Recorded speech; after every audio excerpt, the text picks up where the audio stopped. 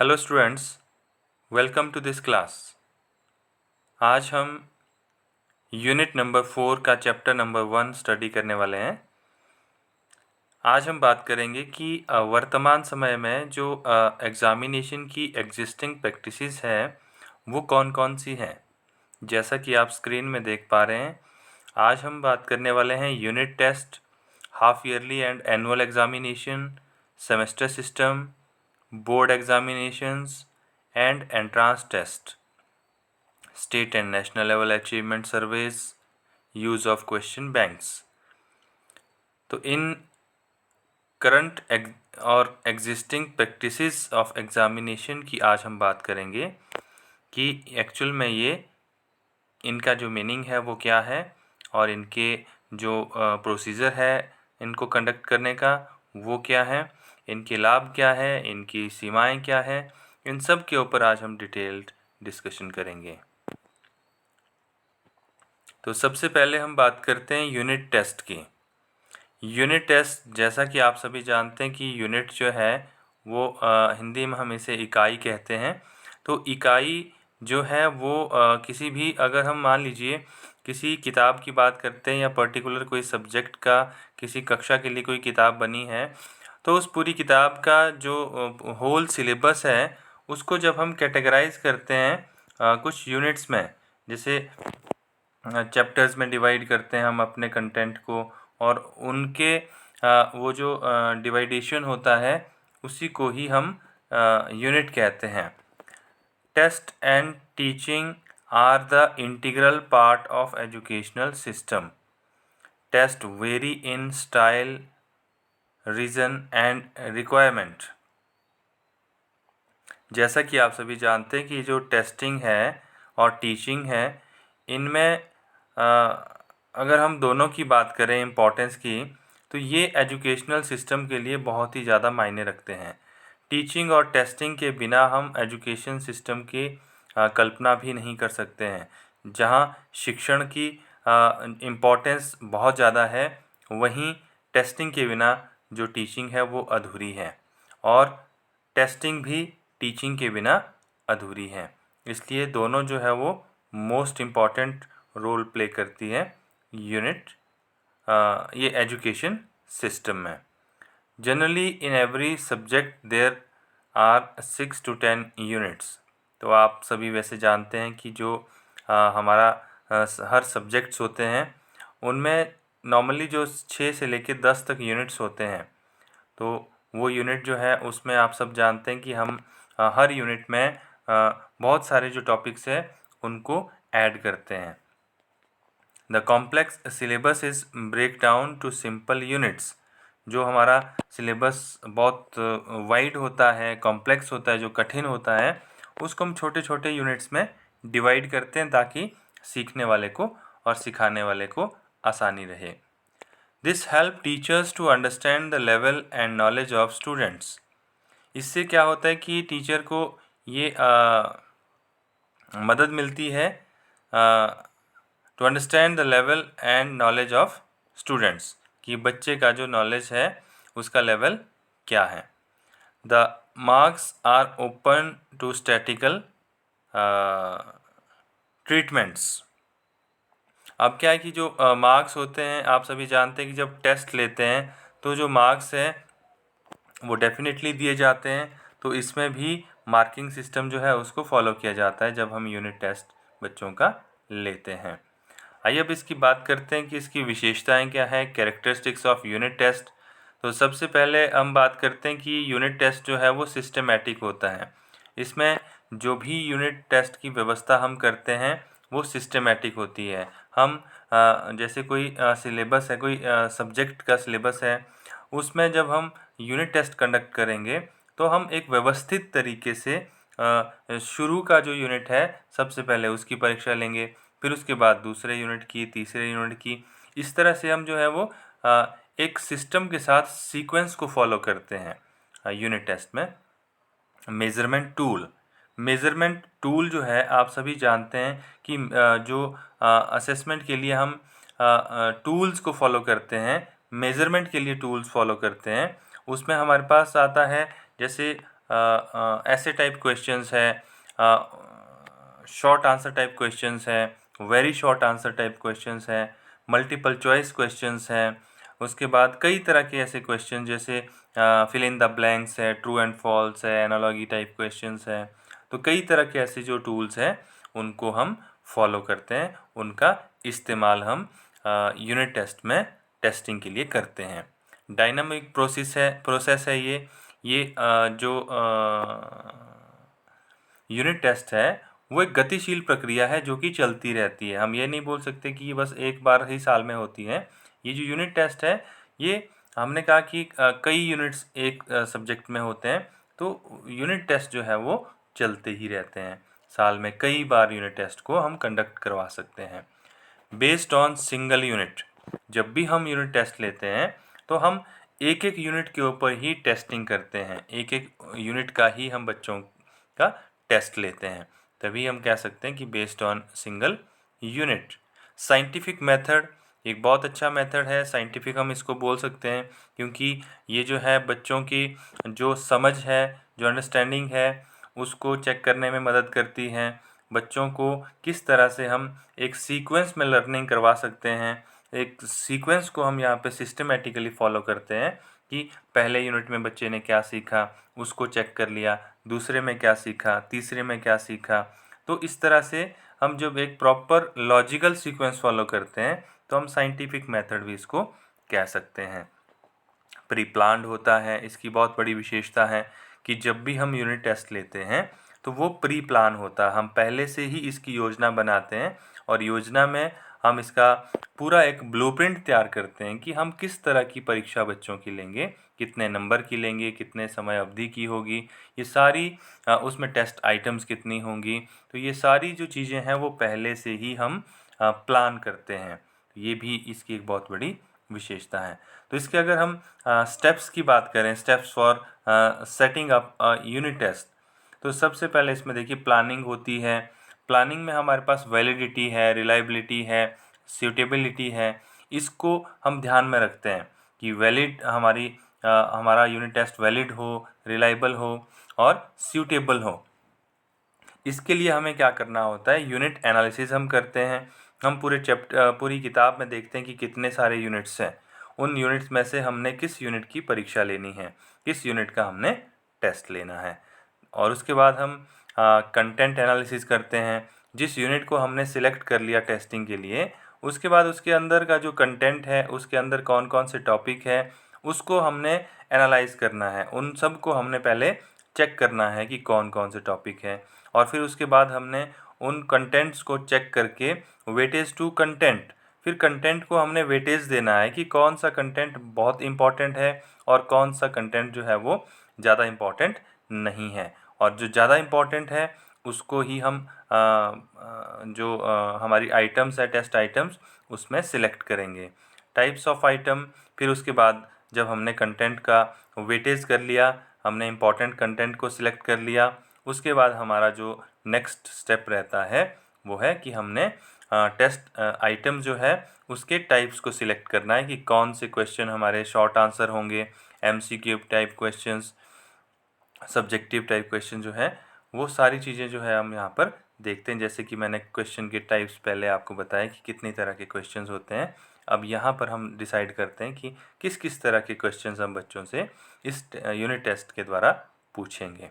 Weightage to objective, तो जो हमारा पढ़ाने का उद्देश्य होता है उसको भी वेटेज देना होता है कि हमने बच्चों को किस लेवल की लर्निंग करवाई है। जैसे क्या स्किल ओरिएंटेड लर्निंग करवाई है, हमारा टारगेट क्या नॉलेज का है, अंडरस्टैंडिंग का है या फिर एप्लीकेशन का। इन चीज़ों को आप बेहतर तरीके से जानते हैं, जैसा कि पिछले टॉपिक्स में आपने ये पढ़ा है, तो मैं इसमें ज़्यादा डिटेल में नहीं जाऊंगा क्योंकि लर्निंग की जो लेवल्स है वो आप सबको बेहतर तरीके से पता है। इसलिए हमारा जो ऑब्जेक्टिव है उसको हमने एक वेटेज ज़रूर देना है, एक क्लियर विज़न हमारा इसके ऊपर होना चाहिए। नेक्स्ट हमारे पास वेटेज टू डिफ़िकल्टी लेवल। अब हमने यहाँ पर देखना है कि हमारा जो यूनिट टेस्ट है उसके अंदर जो आइटम्स हम सिलेक्ट कर रहे हैं वो ना ही ज़्यादा डिफ़िकल्ट हो और ना ही बहुत ही ज़्यादा इजी हो। हमने एक जो मीडियम लेवल है वो देखनी है। और एक जो हमारा टीचिंग का सूत्र है कि सिंपल टू कॉम्प्लेक्स, उस चीज़ का भी हमने यहाँ पर ध्यान रखना है कि कुछ चीज़ें ऐसी है जो थोड़ी सिंपल हो, साधारण हो, आसान हो, और कुछ चीज़ें ऐसी जो थोड़ी सी जटिल हो, जिसमें बच्चों को मेहनत करने की ज़रूरत पड़े। तो इस तरह से एक मिला जुला प्रोसेस जो है उसको भी हम फॉलो कर सकते हैं। Preparation of blueprint. ब्लूप्रिंट जैसा कि पहले भी मैंने आपको पिछले टॉपिक में बताया है कि ब्लूप्रिंट जो है हम टेस्ट कंस्ट्रक्ट करने से पहले इसको सिलेक्ट करते हैं, इसका निर्माण करते हैं। ब्लूप्रिंट की जो बहुत बड़ी भूमिका रहती है, इससे एक ढांचा तैयार हो जाता है कि हम किस तरह का क्वेश्चन पेपर बना रहे हैं यूनिट टेस्ट के लिए। तो ब्लूप्रिंट के बारे में डिटेल जानकारी आपको पता है, इसलिए हम इसके बारे में ज़्यादा डिस्कस नहीं करेंगे। तो आइए आगे देखते हैं। दूसरा step, editing the unit test. अब जब यूनिट टेस्ट कंस्ट्रक्ट करते हैं तो उस समय हम क्या क्या चीज़ें ध्यान में रखते हैं, तो वो हम बात करेंगे। जैसे कंस्ट्रक्शन ऑफ आइटम्स, जो प्रश्न हम तैयार करेंगे उसको हमने सबसे पहले डिसाइड करना है कि हम कैसे प्रश्न लिखें, किस किस तरह के प्रश्न हम लिखने वाले हैं। जैसे ब्लूप्रिंट में जो हमने बताया है कि हम कैसे क्वेश्चन किस किस तरह के फ्रेम करेंगे, तो यहाँ पर टेस्ट आइटम को अब हमने लिखना है, कंस्ट्रक्ट करना है। टेस्ट आइटम मतलब जो हमारे प्रश्न होते हैं, नंबर ऑफ क्वेश्चंस होते हैं, अब उनको हमने लिखना है, उनकी रचना करनी है।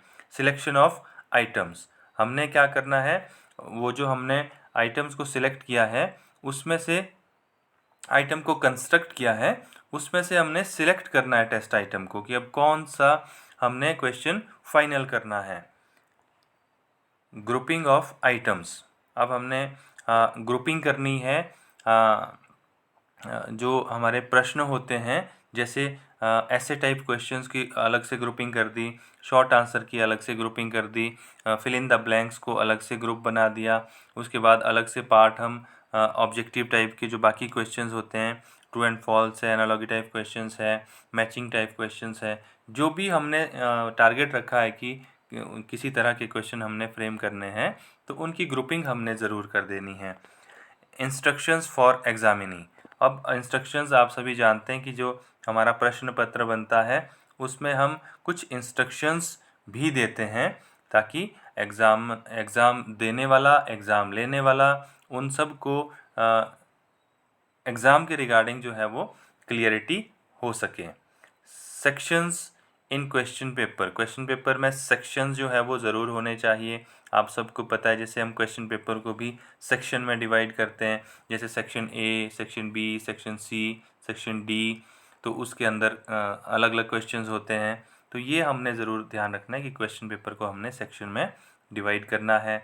मार्किंग स्कीम स्कोरिंग के, तो मार्किंग स्कीम हमारी कैसी है, एज ए टीचर हमें पता होना चाहिए कि जो प्रश्न पत्र हम बना रहे हैं, जो टेस्ट हम ले रहे हैं, उसकी मार्किंग की व्यवस्था कैसी है, कितने नंबर का कौन सा क्वेश्चन है, ठीक है। हर पूरा क्वेश्चन पेपर कितने नंबर का है, हर टेस्ट आइटम जो उसके अंदर है वो कितने कितने नंबर की है, वो चीज़ें हमें पहले क्लियर होनी चाहिए। और स्कोरिंग के, तो स्कोरिंग की जो है जैसे आंसर की होती है, उसी तरह से हमारे को जो आंसर की हमारी है वो हमें पहले ही एज ए टीचर वो हमें क्लियर होनी चाहिए कि हमारी एक तो आंसर की क्या है और उसको हमने क्या क्या जो एक्चुअल स्कोरिंग है वो हर क्वेश्चन को कितनी देनी है।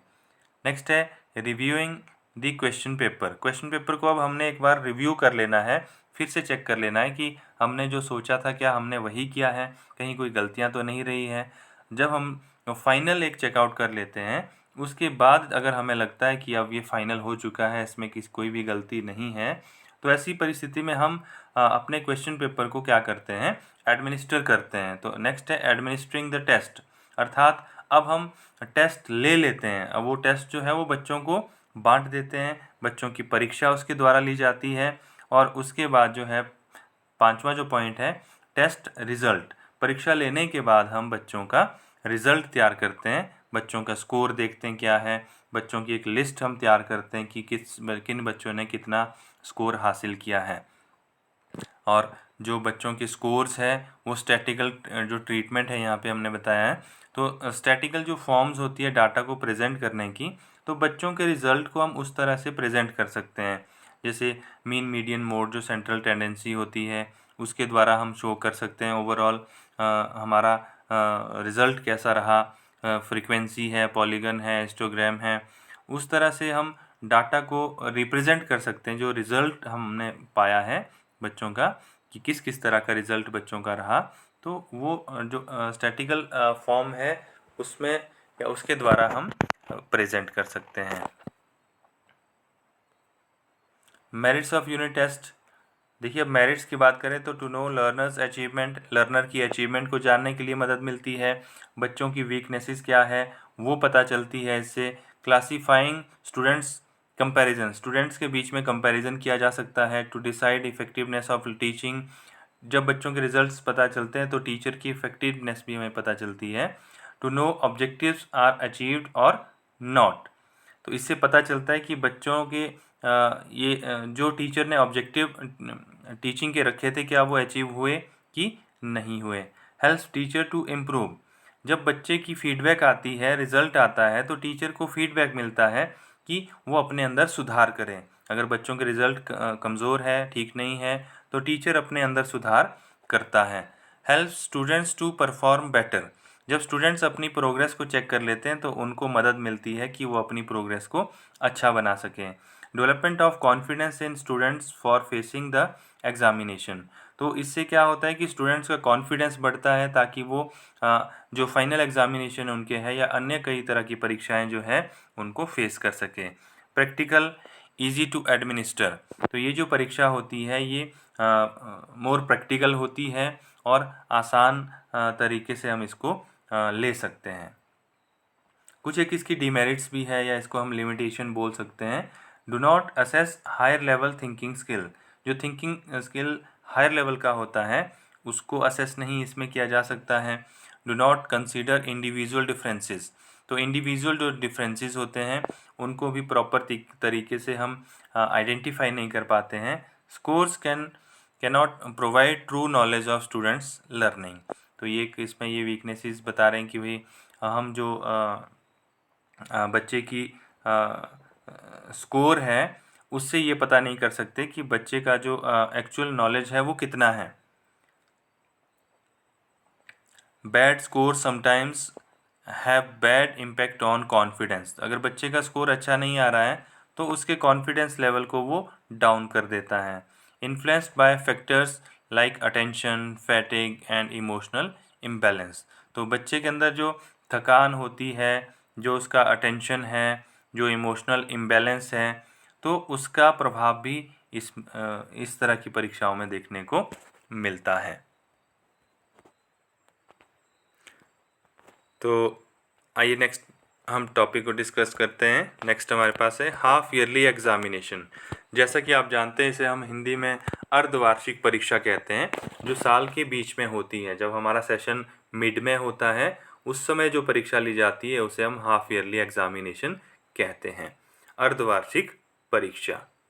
फॉर्मेटिव इवैल्यूएशन, देखिए ये क्या होता है, आपने पढ़ा भी है, फॉर्मेटिव इवैल्यूएशन से जुड़ा हुआ होता है, जिसमें कि क्या होता है, जब बच्चे की जो लर्निंग हो रही होती है, बच्चे या किसी कार्य का निर्माण किया जा रहा होता है, वो अभी वर्किंग कंडीशन में होता है, तो उसे हम फॉर्मेटिव इवैल्यूएशन कहते हैं। तो ये हाफ ईयरली एग्जामिनेशन जो है वो समेटिव इवैल्यूएशन नहीं होता है, बल्कि ये क्या होता है, ये फॉर्मेटिव इवैल्यूएशन में काउंट होता है।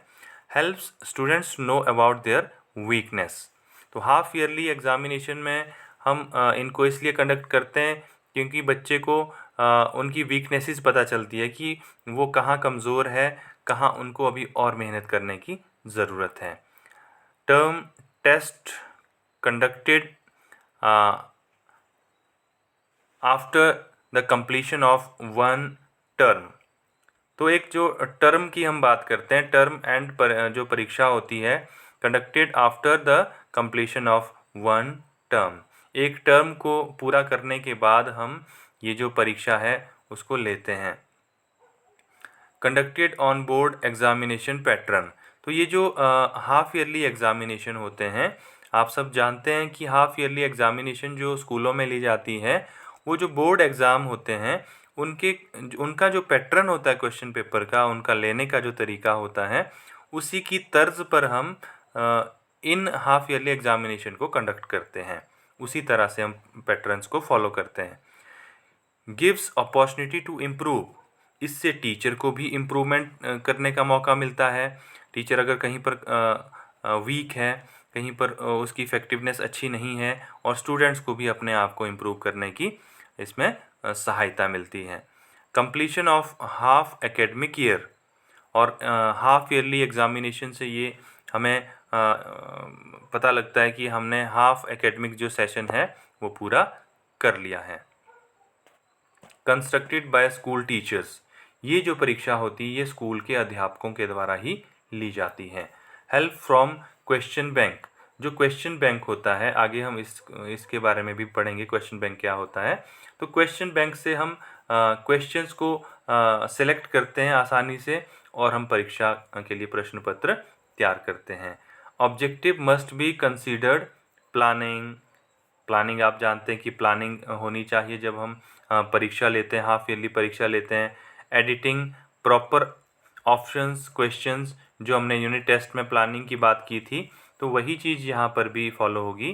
फिर उसके बाद हमने एडिट करना है क्वेश्चन पेपर को, फिर रिवाइज करना है क्वेश्चन पेपर को, और उसके बाद एडमिनिस्टर करके उसको अप्लाई करके स्टैटिकल फॉर्म में हमने डाटा को, जो रिज़ल्ट आता है बच्चे का, उसको स्टैटिकल फॉर्म में प्रेजेंट करना होता है।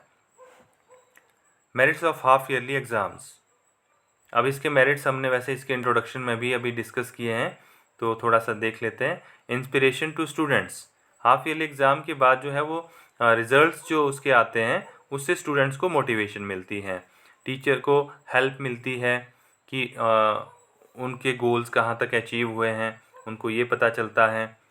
वीकनेस एंड स्ट्रेंथ्स, वीकनेसेस और स्ट्रेंथ्स जो है स्टूडेंट और टीचर दोनों की पता चलती हैं, और दोनों अपने उन वीकनेसेस और स्ट्रेंथ में सुधार करने की कोशिश करते हैं, ताकि एंड में जो परीक्षा होगी उसमें वो बेहतर रिजल्ट्स हासिल कर सकें। तो इस तरह से प्रिपरेशन फॉर एनुअल एग्जामिनेशन, इसकी ये मेरिट है कि इसका जो ज़्यादातर फ़ायदा है वो हमें एनुअल एग्जामिनेशन की तैयारी के लिए मिलता है। हम इसकी सहायता से एनुअल एग्ज़ाम की तैयारी करते हैं। डिसीजन एबिलिटी हमें डिसीज़न लेने में मदद मिलती है कि हम किस तरह से स्ट्रेटजीज़ को नेक्स्ट फॉलो करें। अगर वीक हम हैं तो अगली स्ट्रेटजी हमारी क्या होगी उसको डिसाइड करने में हमें मदद मिलती है। अगर हम स्ट्रॉन्ग हैं तो नेक्स्ट स्ट्रेटजी भी हमारे को डिसाइड करने में मदद मिलती है। गिव्स चांस टू इम्प्रूव, इससे इम्प्रूवमेंट के लिए चांस मिलता है। हेल्प टू डायग्नोस, कहीं पर कमी है तो उसको सुधार करने का मौका मिलता है। इसके डिमेरिट्स में बैड स्कोर में अफेक्ट कॉन्फिडेंस, जैसा यूनिट टेस्ट में था। एक्सटर्नल और इंटरनल फैक्टर्स में affect the result of students, जैसे एक्सटर्नल फैक्टर हमने बात की थी, और इंटरनल फैक्टर जैसे बच्चा थकान है, उसका इंटरेस्ट नहीं है, उसको कई तरह की परेशानियां अगर है, तो ऐसी परिस्थिति में रिज़ल्ट उसके ख़राब हो सकते हैं। टाइम कंज्यूमिंग है, इस तरह की परीक्षाओं को कंडक्ट करने में हमें बहुत ज़्यादा टाइम लगता है। एनुअल एग्जामिनेशन के बारे में बात करते हैं कि एनुअल एग्जामिनेशन क्या होता है। ये देखिए ओल्डेस्ट मेथड है एनुअल एग्जामिनेशन, जो वार्षिक परीक्षा होती है साल के अंत में हमारी होती है। तो ये बड़े इसके बहुत सारे फ़ायदे भी हैं कि जब हमने बच्चे को प्रमोट करना होता है, सर्टिफाई करना, सर्टिफिकेट्स उसको प्रोवाइड करने होते हैं, ग्रेड्स देने होते हैं, सिलेक्शन करना होता है किसी नेक्स्ट क्लास के लिए, तो उसके लिए एनुअल एग्जामिनेशन की ज़रूरत पड़ती है। ओल्डेस्ट मेथड है ये, बहुत पुराना मेथड है परीक्षा का। रिटन एग्जामिनेशन इसमें ज़्यादातर लिए जाते हैं। रिटन एग्जामिनेशन बेस्ड ये होता है क्योंकि रिटन के ऊपर ही हम ज़्यादातर स्कोरिंग करते हैं। जनरली डिस्क्रिप्टिव, ये डिस्क्रिप्टिव होता है, बहुत ज़्यादा इसमें हमें जो भी हमसे पूछा जाता है उसकी एक्सप्लेनेशन देनी होती है। इसका एरिया जो है वो वाइड होता है, बहुत बड़ा होता है, क्योंकि पूरे सिलेबस से, हर सब्जेक्ट के पूरे सिलेबस को इसमें पूछा जाता है। Emphasize on notes and lectures, तो इसमें क्या होता है, इससे नोट्स और जो लेक्चर्स हैं उनको यहाँ पर हम उसके ऊपर मेनली बल दिया जाता है कि हमने जो भी साल भर नोट्स बनाए हैं, लेक्चर दिए हैं, उन सब के ऊपर बल दिया जाता है, क्योंकि जो टीचर ने पढ़ाया होता है वो एक्चुअल में तो आना एग्ज़ाम में वही है, और जो बच्चे ने पढ़ा होता है वही एग्ज़ाम में आता है, आने की संभावना रहती है। तो दोनों ने कितनी मेहनत की है उस चीज़ का परिणाम हमें एनुअल एग्जामिनेशन में दिख जाता है। Syllabus studies as whole during year. जो एनुअल एग्जामिनेशन है उसके लिए हमें क्या करना होता है कि पूरी साल भर पूरे कोर्स को स्टडी करना होता है, mostly between month of April and May. चलिए, एग्ज़ाम जो है आप सभी जानते हैं कि जो एनुअल एग्जामिनेशन है वो साल के अंत में होते हैं, चाहे वो अप्रैल में हो, चाहे मार्च में हो, चाहे मई में हो, कई जगह दिसंबर में भी हो जाते हैं। तो ये हर जगह अलग अलग तरीके से लिए जाते हैं, लेकिन साल के अंत में लिए जाते हैं, ये निश्चित है। मेरिट्स इसके बहुत है, ये इजी वे होता है एग्ज़ाम कंडक्ट करने का, क्योंकि साल के अंत में एक ही बार एनुअल एग्ज़ाम करने होते हैं, इससे टाइम भी बच जाता है। हम बार बार साल में एनुअल एग्ज़ाम नहीं लेते हैं, हम एक ही बार लेते हैं, तो समय की बचत होती है। चेक कॉग्निटिव एबिलिटीज़, जो बच्चे का ज्ञानात्मक पक्ष होता है सीखने का, उसकी जांच इसमें की जाती है। प्रॉब्लम सॉल्विंग एबिलिटी, तो बच्चे के अंदर जो प्रॉब्लम सॉल्विंग एबिलिटी है उसका विकास होता है। इम्प्रूव्स डिसीजन मेकिंग, बच्चे के अंदर डिसीजन मेकिंग पावर इससे बढ़ती है। इंक्रीजेस लैंग्वेज स्किल, भाषा से संबंधित जो कौशल है वो इसमें बढ़ जाता है। To get admission in new class, तो नई क्लास में एडमिशन लेने के लिए भी एनुअल एग्ज़ाम को पास करना होता है। इसके कुछ डिमेरिट्स हैं। Questions paper do not relate to whole course but only few items. ये हम सब जानते हैं कि जब पूरा सिलेबस होता है, साल भर पढ़ते हैं, तो पूरे सिलेबस से तो क्वेश्चन पेपर नहीं आते हैं, तो क्वेश्चन जो है वो कुछ चैप्टर से ही आएंगे और कहीं कहीं से आएंगे, तो ये इसकी एक डिमेरिट्स में काउंट होता है। Evaluation largely depends on mood off the person who corrects the paper. तो इवैल्यूएशन जो है, आप सभी जानते हैं कि बोर्ड की परीक्षाएं होती है, एनुअल परीक्षा होती है, चाहे वो स्कूल के अंदर ही चेक हो रहे हैं, तो ये जो सब्जेक्टिव टाइप क्वेश्चंस होते हैं, पेपर होते हैं, इसमें जो एग्जामिनर होता है उसके मूड के ऊपर डिपेंड करता है कि किस तरह से वो इवैल्यूएशन करें। Students can see the corrected paper in this exam, so they are unable to find in which part they are lacking. तो बच्चों को पता नहीं चलता है कि जैसे साल के अंत में जो पेपर होते हैं वो पेपर बच्चों को नहीं मिलते हैं देखने के लिए, तो बच्चों को ये पता नहीं चलता है कि वो कि कौन सी जगह वीक रहे और कौन सी जगह स्ट्रांग रहे। Goal of teaching is not get success in examination. तो टीचिंग का जो गोल है कई बार जो है वो इस तरह की परीक्षाओं में बोलते हैं कि प्राप्त नहीं हो पाता है। हैवी वर्कलोड, तो बोर्ड ये जो एनुअल एग्ज़ाम है, एनुअल एग्ज़ाम के लिए आप सभी जानते हैं साल भर टीचर के ऊपर, स्टूडेंट्स के ऊपर वर्कलोड रहता है। एक बहुत बड़ा कोर्स जो है वो स्टडी करना होता है एनुअल एग्ज़ाम को पास करने के लिए। तो अभी हम नेक्स्ट बात करेंगे सेमेस्टर सिस्टम की। सेमेस्टर सिस्टम आप सभी जानते हैं, आप सेमेस्टर सिस्टम से एजुकेशन ले रहे हैं, आपका ट्रेनिंग भी सेमेस्टर सिस्टम बेस्ड है। In semester system each academic year is divided into equal parts of 6 months each semester, first and second semester. तो एक सेमेस्टर जो है वो 6 महीनों में बंटा होता है। So a semester is a period of 6 months during which teaching work is conducted, teaching की जाती है उस 6 महीने के पीरियड में। After the end of the teaching work of the 6 months examinations are held. तो 6 महीने की टीचिंग के बाद, लर्निंग के बाद परीक्षा ली जाती है। In this system examinations are held half yearly instead of yearly. तो जो सेमेस्टर सिस्टम के एग्ज़ाम होते हैं वो ईयरली बेस्ड नहीं होते हैं, वो हाफ ईयरली बेस्ड होते हैं, क्योंकि 6 महीने का जो पीरियड होता है उसे हम हाफ ईयर ही काउंट करते हैं, तो हम इसे हाफ ईयरली बेस्ड एग्जामिनेशन भी बोल सकते हैं। सेमेस्टर सिस्टम में क्या होता है, exams are held after every 6 months. Semester system is a very proactive system as it engages both the faculty and the students throughout the semester in academic activity. Semester system is need of R, ये जो है आजकल की बहुत ज़्यादा ज़रूरत है semester system. आप सभी जानते हैं कि बहुत ही ज़्यादा ये पॉपुलर सिस्टम है, सब लोग इसको फॉलो करते हैं। Main features of semester system, manageable होता है, गोल ओरिएंटेड ये होता है, इसे हम आसानी से मैनेज कर सकते हैं और हमारा एक गोल होता है 6 महीने के अंदर जो हमने अचीव करना होता है। इसमें क्या होता है कि कंटिन्यूस कॉम्प्रिहेंसिव इवैल्यूएशन बिल्कुल सही तरीके से किया जा सकता है। Concentrate over a limited segment, तो कंसंट्रेशन हम एक लिमिटेड सेगमेंट के ऊपर कर सकते हैं। तो इस तरह से इसके कई फीचर्स हैं जो आप इसमें देख सकते हैं कि कई तरह के कोर्सेज जो हमारे हैं उसको हमने शॉर्ट टाइम ऑफ पीरियड के लिए सिलेक्ट किया हुआ होता है। तो इसमें जो सिलेबस की रिपीटिशन ज़्यादा नहीं होती है, हमने पूरे सिलेबस को थोड़े थोड़े भागों में बांटा होता है और हर सेमेस्टर में उसको अलग से स्थान दिया हुआ होता है। इसके मेरिट्स में अपॉर्चुनिटी फॉर सेल्फ असेसमेंट का मौका इसमें मिलता है टीचर और स्टूडेंट को। बेटर अंडरस्टैंडिंग होती है इसमें। हाई क्लासरूम इंटरेक्शन, इसमें जो है पता है कि 6 महीने बाद परीक्षा होनी है और जहाँ पर साल बाद परीक्षा होनी होती है वहाँ के कंपैरिजन में इस सिस्टम में इंटरेक्शन जो है वो बहुत स्ट्रॉन्ग होती है, सही होती है। रेगुलर स्टडी हैबिट्स, बच्चे की रेगुलर स्टडी हैबिट्स बढ़ती है, पता है कि 6 महीने बाद पेपर होने हैं तो बच्चे लगातार इसमें पढ़ाई करते रहते हैं। रेगुलर क्लासेस चलती है। लेस बर्डन ऑफ सिलेबस, तो सिलेबस का जो बर्डन है वो कम हो जाता है। Students can pick variety of courses.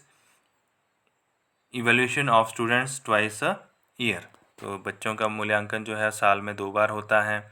इसके कुछ डिमेरिट्स भी है, जैसे inadequacy of time, late admission students में सफ़र, जो बच्चे लेट एडमिशन लेते हैं, आप सभी जानते हैं कि सेमेस्टर के बीच में कोई एडमिशन ले रहा है तो वो तो आधा कोर्स तो हो चुका होता है उस टाइम, तो उन बच्चों को बड़ी दिक्कत आती है। इंक्रीज वर्कलोड, फिर वर्कलोड बढ़ जाता है। रिस्ट्रिक्ट टू को करिकुलर एक्टिविटीज़, तो को करिकुलर एक्टिविटीज़ भी इसमें आप सभी जानते हैं कि उनका भी बहुत बड़ा इसमें रोल रहता है। No scope of extra learning, तो एक्स्ट्रा लर्निंग नहीं हो पाती है जितना कि ईयरली सिस्टम में होती है। Failure of timely completion of work, तो ये सेमेस्टर सिस्टम हमने डिस्कस किया।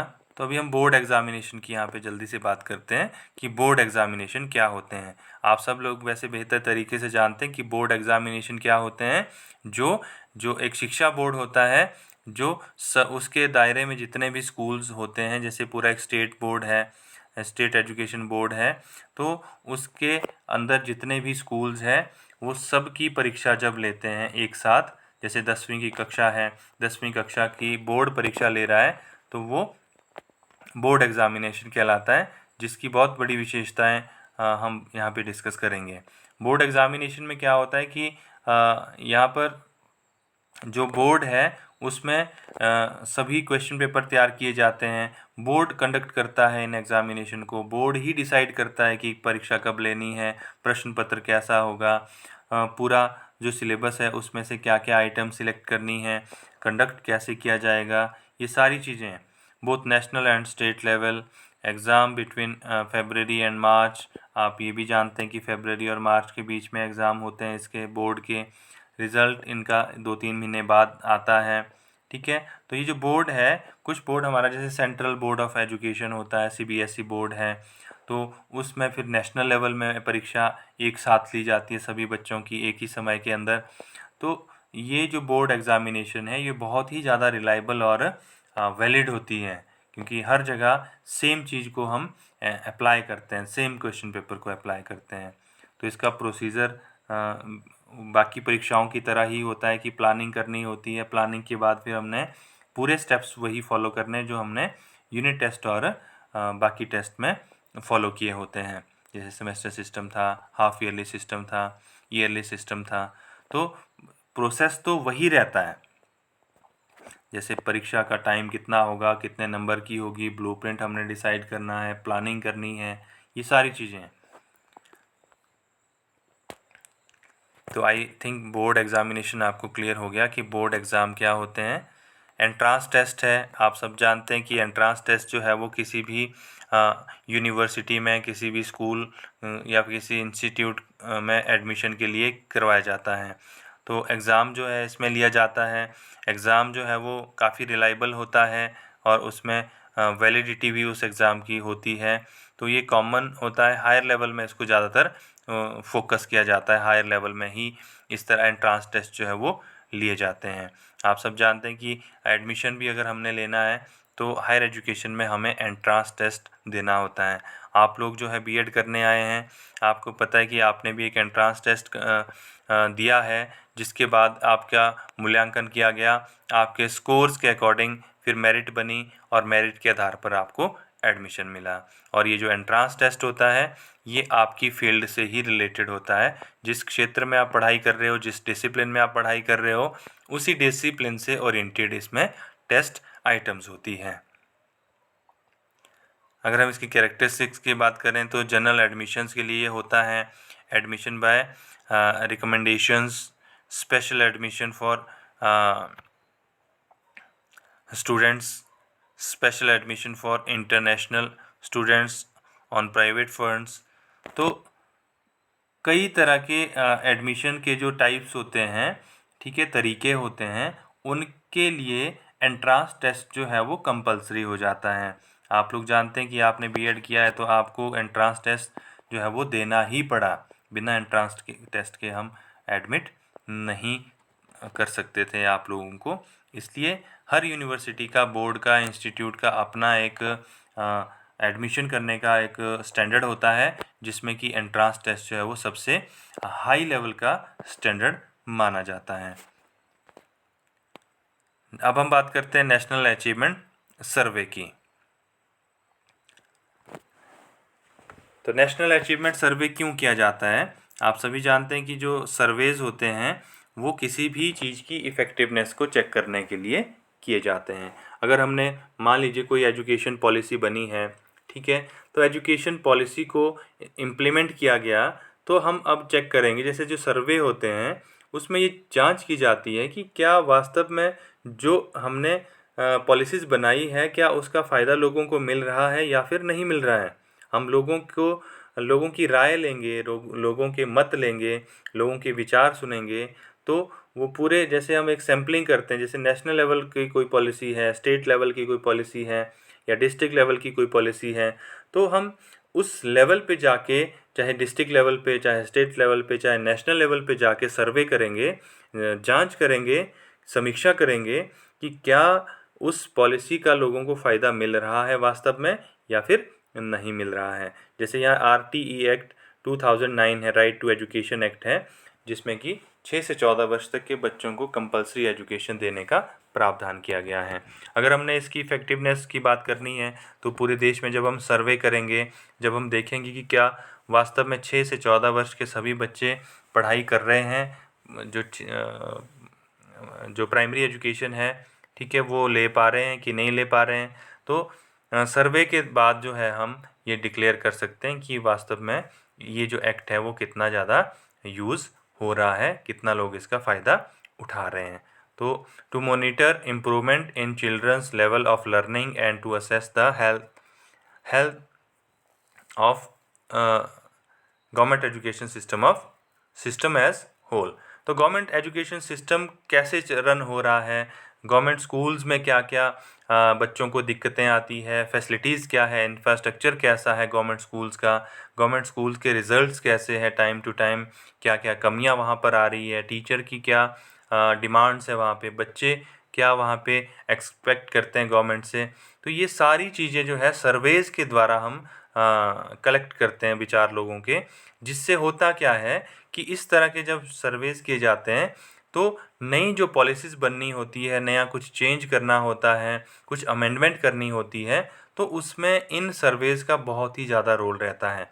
जैसे आजकल आप सब जानते हैं कि न्यू एजुकेशन पॉलिसी आ रही है, ठीक है, तो वो भी ऐसे सर्वेज़ का ही परिणाम है कि जांच करने के बाद पता चलता है कि करंट जो भी हम इम्प्लीमेंट कर रहे हैं, करिकुलम है चाहे कोई और चीज़ है, उसकी अगर प्रभावशीलता कम हो रही है, इफ़ेक्टिवनेस कम हो रही है, तो उसकी जगह हम या तो इम्प्रूव करते हैं उसको या फिर दूसरी चीज़ को ऐड कर देते हैं।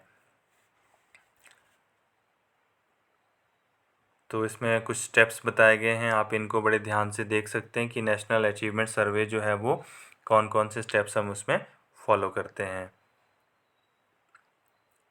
तो देखिए यहाँ पे हमने देखा है कि जैसे ईयर बेस पे देखा है कि जैसे क्लास 2003 और 4 में क्लास 3 के बच्चे लैंग्वेज और मैथमेटिक्स में कितना अच्छे थे, कमियां थी उनको या फिर क्या दिक्कतें थी, तो वो यहाँ पर हम देख सकते हैं कि लर्निंग में वो अच्छे थे या प्रॉब्लम फेस कर रहे थे। तो ईयर वाइज जो है यहाँ पे हर क्लास का यहाँ पे सर्वे बताया जा रहा है। तो इस तरह से हम सर्वे को कर सकते हैं।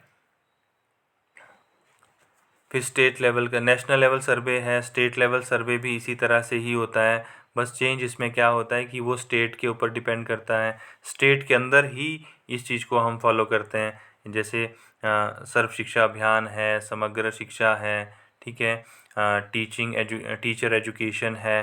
तो स्टेट के अंदर जो हमारे गतिविधियां होती है एजुकेशन के रिगार्डिंग, उसके रिगार्डिंग जो सर्वे होते हैं वो स्टेट लेवल के अचीवमेंट सर्वे होते हैं कि स्टेट लेवल में कितना एजुकेशन सिस्टम ने अचीव किया हुआ है, कितनी क्वालिटी है, कितनी उसमें सुधार की ज़रूरत है। तो नेक्स्ट हमारा है क्वेश्चन बैंक। क्वेश्चन बैंक क्या होता है कि जहाँ पर नंबर ऑफ़ क्वेश्चंस हम सिलेक्ट करते हैं, बहुत सारे क्वेश्चन की अपने पास संख्या रखते हैं। A question bank is a large collection of test items developed by a group of trained and experienced professionals of printed on index card or stored in memory of digital computer and capable of being reproduced whenever needed। अर्थात कि हम बहुत सारे questions लिखते हैं, उसके बाद फिर उनको या तो कंप्यूटर के अंदर फीड रखते हैं या फिर अपना जो भी हमारे पास कोई भी सोर्स होता है उसमें हम लिख के सारे क्वेश्चन रखते हैं। फिर जब और वो जो क्वेश्चन लिखता जो है, टेस्ट जो आइटम जो लिखते हैं वो एक्सपीरियंस्ड पर्सन्स होते हैं, ट्रेंड होते हैं, इनमें प्रोफेशनल्स होते हैं, चाहे वो टीचर है, कोई एक्सपीरियंस टीचर है, कोई प्रोफेशनल है, वही क्वेश्चंस फ्रेम करते हैं, प्रश्नों की संख्या वो निश्चित करते हैं, बहुत सारे प्रश्न तैयार करते हैं जिनको हम ज़रूरत के हिसाब से बाद में यूज़ करते हैं। जब भी परीक्षा लेनी है तो हम तुरंत से अपने क्वेश्चन बैंक में जाएंगे और वहाँ से जैसे कंप्यूटर में बहुत सारे जैसे 400 क्वेश्चन आपने बना लिए मान लीजिए एक सब्जेक्ट के, तो परीक्षा लेने के लिए जब भी परीक्षा लेंगे तो उनमें से कोई भी क्वेश्चन आप सिलेक्ट कर लेंगे और आसानी से परीक्षा ले लेंगे।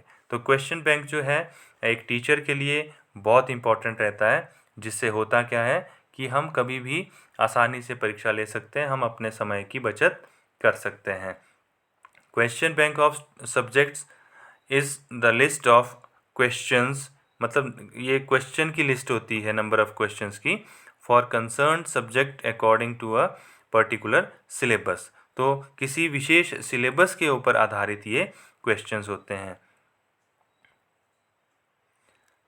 Other names of question banks, question bank को हम और क्या क्या नाम देते हैं, किस किस नाम से बोलते हैं, जैसे आइटम बैंक किसको बोलते हैं। आइटम आपको पता है कि टेस्ट जो होता है उसके अंदर जो हम क्वेश्चन लिखते हैं उनको आइटम कहते हैं या टेस्ट आइटम कहते हैं।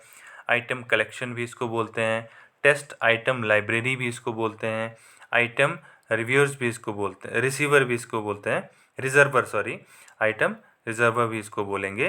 तो ये जो नाम है इसके, कोई भी कभी भी पूछ सकता है आपसे कि आइटम बैंक क्या होता है, आइटम कलेक्शन क्या होता है, आइटम रिजर्वर क्या होता है, आइटम लाइब्रेरी क्या होता है, तो सीधा आप बोल सकते हैं ये क्वेश्चन बैंक होता है जहाँ पर नंबर ऑफ क्वेश्चंस होते हैं। नीड क्या होती है इसकी देखिए, तो पॉपुलेशन इंक्रीज हो रही है, increase in knowledge, competition level high हो रहा है, लार्ज स्केल में एग्जामिनेशन होते हैं, एफिशिएंट टेस्टिंग प्रोग्राम्स हमारे पास अब होते हैं। तो होता क्या है कि जब हमने एक साथ बहुत सारी परीक्षा लेनी है, बहुत सारे लोगों की परीक्षा लेनी है, जैसे बोर्ड एग्जामिनेशन में आपको पता है कि हम क्या करते हैं कि सीरीज़ में क्वेश्चन बनाते हैं, जैसे series A, series B, series D. तो उसमें क्या होता है कि हम अलग अलग तरह के क्वेश्चन की ज़रूरत हमें पड़ती है, तो वहाँ पर क्या है कि क्वेश्चन बैंक हमारा काम आता है। हम जितने भी क्वेश्चन हमें चाहिए हम आसानी से क्वेश्चन बैंक से क्वेश्चन को कंसर्न कर सकते हैं। तो ये बहुत ज़्यादा फ़ायदा क्वेश्चन बैंक का होता है। तो इसके कुछ मेरिट्स हैं, लिमिटेशंस है, आप इनको देख सकते हैं। कुछ लिमिटेशंस भी है, कुछ फ़ायदे भी है इसके, कुछ थोड़े फ़ायदे इसके नहीं भी हैं। क्योंकि इसमें जो है अगर फ़ायदे की बात करें तो फ़ायदे में तो जब बहुत सारे प्रश्न हैं तो टीचर को फ़ायदा होगा कि वो टाइम बचा पाएगा अपना, वो आसानी से जब चाहे टेस्ट ले सकता है, क्योंकि क्वेश्चन पेपर तो ऑलरेडी फ्रेम्ड है क्वेश्चन बैंक में। लेकिन अगर इसमें सीमा की बात करें, इसके अवगुण की बात करें, तो इसमें क्या है कि ये कॉस्टली होता है और एक्सपर्ट की ज़रूरत पड़ती है, जो कि हर जगह एक्सपर्ट जो है वो मिलना मुश्किल होता है। तो इसलिए जो क्वेश्चन बैंक है उसके बारे में आप लोग जो है वो और डिटेल में भी इसमें स्टडी कर सकते हो इसको अपने एग्ज़ामिनेशन पर्पज़ से। तो आज के लिए इतना ही। आई होप कि आपको ये जो वीडियो है वो पसंद आया। Okay, thank you.